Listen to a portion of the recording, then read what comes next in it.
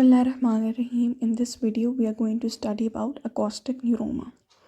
Acoustic neuroma is also called as vestibular schwannoma, neurolemoma और the eighth nerve tumor.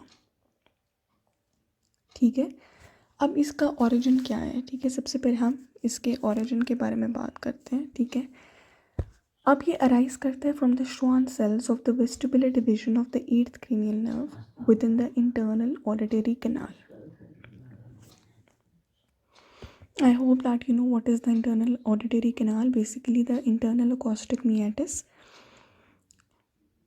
की मैं बात कर रही हूँ. ठीक है, इंटरनल अकोस्टिक मियाटस, ठीक है, से आपकी एट्थ नर्व अराइज करती है, एट्थ क्रेनियल नर्व. उसका एक वेस्टिबुलर कॉम्पोनेंट होता है और उसका एक कॉक्लियर कॉम्पोनेंट होता है. ठीक है, so basically this arises in the Schwann cells. आपको पता है एक नर्व के श्वान सेल्स होते हैं. सो ये Schwann cells of the vestibular division of the eighth cranial nerve पे अराइज करती है जब वो इंटरनल अकोस्टिक मियाटस से निकल रही होती है. फिर ये आपके सेरेबेलोपोंटाइन एंगल पे अपेयर होती है और ग्रो करती है. ठीक है, अब इसकी ग्रोथ या तो इंटीरियरली होती है या फिर पोस्टीरियरली होती है. अगर ये इंटीरियरली ग्रो करे,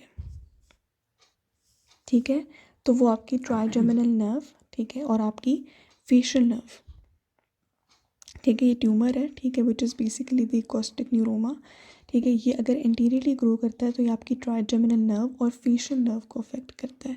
और अगर पोस्ट्रो इन्फीरियरली ग्रो करता है, ठीक है, तो आपकी 9th 10th और 12th क्रेनियल नर्व, ठीक है, 9th 10th 11th और 12th. ठीक है, यहाँ पे सिर्फ 9th 10th और 11th लिखी हुई है, 12th भी sometimes, mainly 9th 10th and 11th. ठीक है, 11th नर्व इनको अफेक्ट करता है. ठीक है, तो अगर इंटीरियरली ग्रो करेगा तो आपकी 5th नर्व को और आपकी 7th नर्व को अफेक्ट करेगा. ठीक है, 7th नर्व को अफेक्ट करेगा, 5th और 7th नर्व को. और अगर पोस्ट्रो इन्फीरियरली ग्रो करेगा तो 9th 10th और 11th नर्व को अफेक्ट करेगा. अब अगर वो हमारी फेशियल नर्व और ट्राइजेमिनल नर्व को अफेक्ट करेगा तो उसकी वजह से क्या होगा, बहुत सारे सिम्टम्स अपेयर होंगे. ठीक है, हम वो सिम्टम्स डिस्कस करना चाहते हैं जो ईयर से रिलेटेड है. जैसे कि हमारे पास जो हमारी 7th नर्व थी, ठीक है, उसकी एक सप्लाई थी to our tympanic membrane to the posterior meatal wall. तो उसकी वजह से क्या होगा कि जब 7th नर्व ब्लॉक होगी तो हाइपोस्थीसिया हो जाएगा of the posterior meatal wall and that is called Hitselberger sign.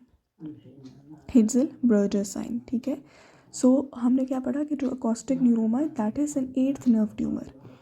ठीक है, अगर इस ट्यूमर की वजह से आपका ब्रेन स्टेम इन्वॉल्व होता है, ठीक है, तो क्या हो जाता है, एटेक्सिया होता है, वीकनेस होती है, numbness of the arms and legs with the exaggerated tendon reflexes. अगर इस ट्यूमर की वजह से सेरेबेलम इन्वॉल्व होता है तो डिस्टाइडोकाइनेसिया हो जाता है. अगर इस ट्यूमर की वजह से इंट्राक्रेनियल टेंशन रेज हो जाती है तो आपकी 6th नर्व अक्सर इन्वॉल्व हो जाती है और 6th नर्व इन्वॉल्वमेंट की वजह से डिप्लोपिया और ब्लरिंग ऑफ विजन हो जाती है. अच्छा, आप सोच रहे होंगे मैंने सारी नर्व्स का बता दिया, ठीक है, 5th का बता दिया, 7th का बता दिया, 9th 10th 11th का बता दिया, फिर मैंने 6th का भी कह दिया कि 6th भी समटाइम्स इन्वॉल्व हो जाती है because of raised intracranial tension. तो क्या कॉक्लियर नर्व इन्वॉल्व नहीं होती? ऑब्वियसली इन्वॉल्व होती है. ठीक है, ऑब्वियसली इन्वॉल्व होती है और हियरिंग लॉस के सिम्टम्स सबसे पहले प्रेजेंट करते हैं. ठीक है, सो प्रेजेंटिंग कंप्लेंट्स क्या होंगी कि एक 40 to 60 ईयर ओल्ड मेल और फीमेल, ठीक है, वो प्रेजेंट करेंगे विद एन अनस्टेडीनेस और a weak sensation of motion and they will be sensory neural hearing loss. They will also be severe episodic vertigo, लेकिन जो कॉक्लियर सिम्टम्स हैं they will appear first. ठीक है, अब इसको हम माइक्रोस्कोपिकली कैसे देखेंगे? माइक्रोस्कोपिकली मैं ड्रॉ ही कर सकती हूँ, ठीक है, because I can not find a picture. ठीक है, वो ये है कि माइक्रोस्कोपिकली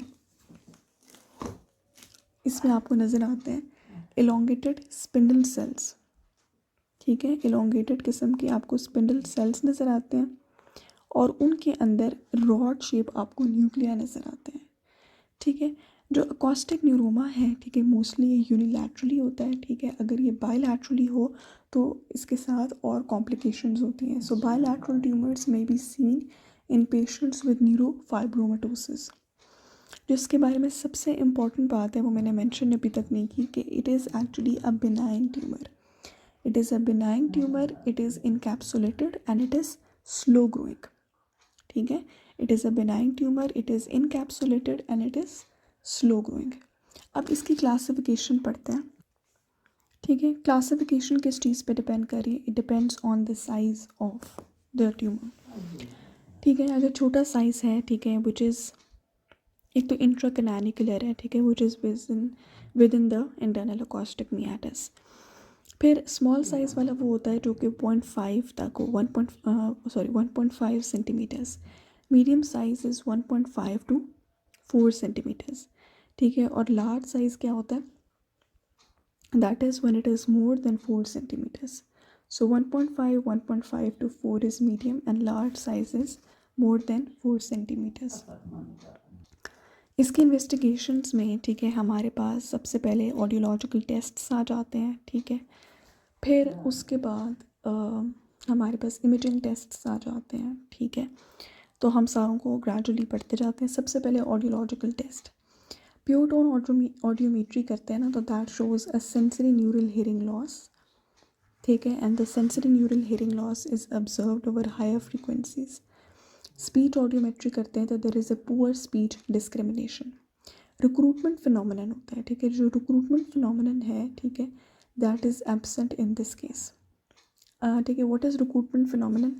रिक्रूटमेंट फिनोमिनन ये होता है कि जो बंदा होता है, ठीक है, जो आप उससे आराम से आहिस्ता आवाज़ में बोलते हैं तो वो कहता है कि ऊंचा बोलो, और जब आप ऊंचा बोलते हैं तो वो कहता है कि भैया आहिस्ता बोलो, इतना चीख क्यों रहे हो, ठीक है। तो वो इसमें नहीं होता, ठीक है। रूल ओवर फिनोमिनन जो होता है, ठीक है,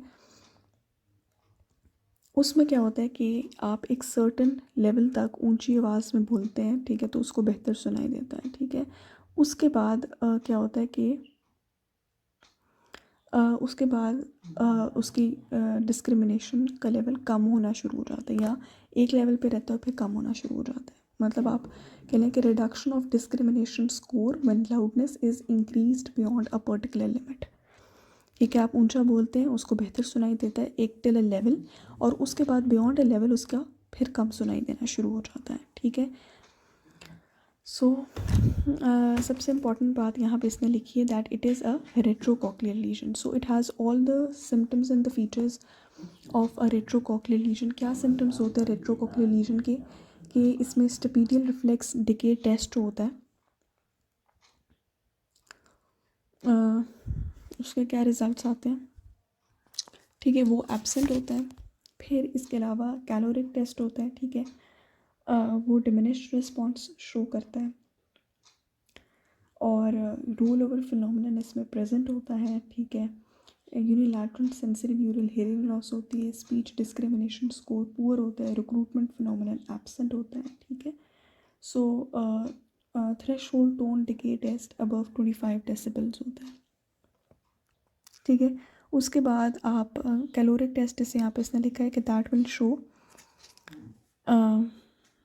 diminished or absent response in 96% of the patients, ठीक है। वो बता रहे हैं कि ये जो टेस्ट है that stimulates your acoustic nerve but delivering cold और warm water into your ear canal.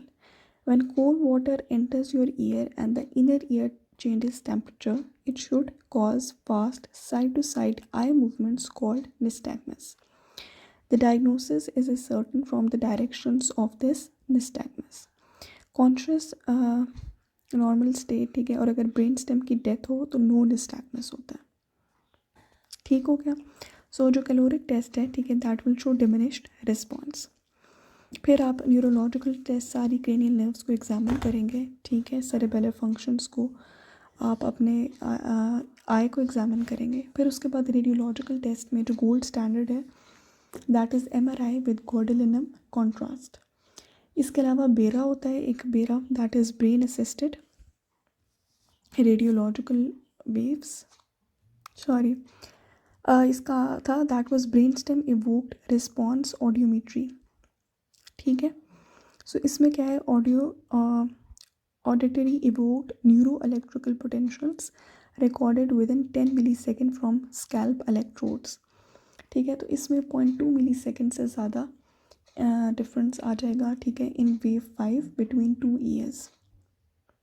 ठीक है, सो वेव 5 में 0.2 मिलीसेकेंड से ज़्यादा का डिले आएगा बिटवीन द 2 ईयर्स। ठीक है, CSF का एग्जामिनेशन करेंगे तो प्रोटीन लेवल क्या होगा, रेज्ड होगा। ठीक है, lumbar puncture is usually avoided intracranial pressure की वजह से। ठीक है, इंपॉर्टेंट टेस्ट्स जो हैं वो आपने ये करने हैं।